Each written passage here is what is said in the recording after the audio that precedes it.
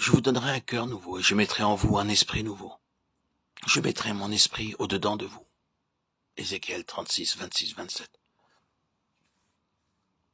Dieu s'est révélé à nous dans deux économies successives. La première était un temps de promesse et de préparation. La seconde est le temps de l'accomplissement de ces promesses.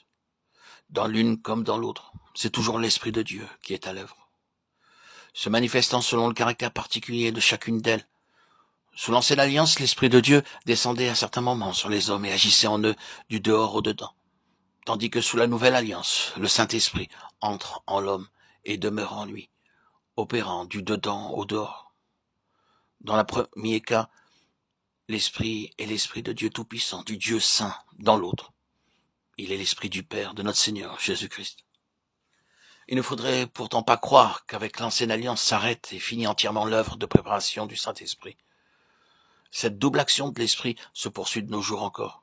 Et plus d'un croyant, arrêté par le manque de connaissance de foi ou de fidélité, ne dépasse guère la mesure de l'ancienne alliance quant à l'action de l'Esprit en lui.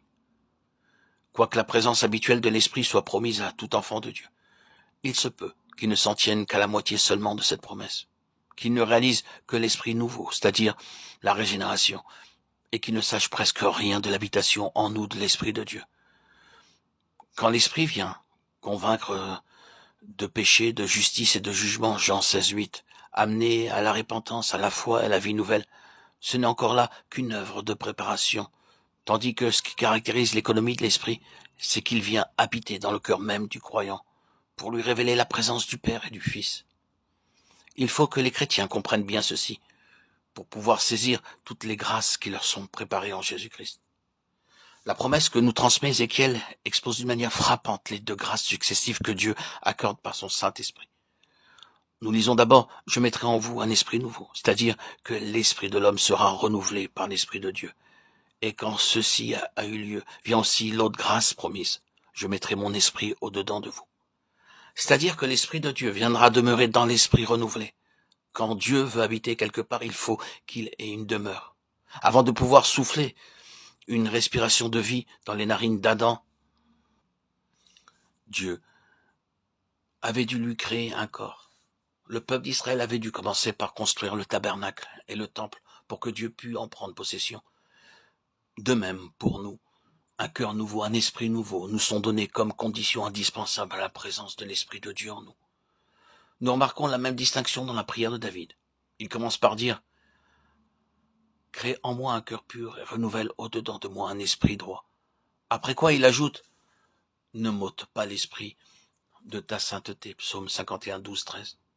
De même dans ces mots, ce qui est né de l'esprit est esprit, Jean 3, 6.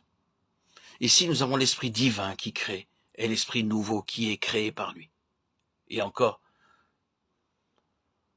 c'est l'Esprit de Dieu qui rend témoignage à notre esprit que nous sommes enfants de Dieu. Romains 8, 16. Notre esprit renouvelé devient la demeure du Saint-Esprit de Dieu. Et celui-ci, tout en restant distinct de notre esprit, témoigne en lui, avec lui et par lui. Il est facile de reconnaître l'importance de cette distinction. Elle nous fait comprendre le rapport qui existe entre la régénération et l'habitation en nous du Saint-Esprit.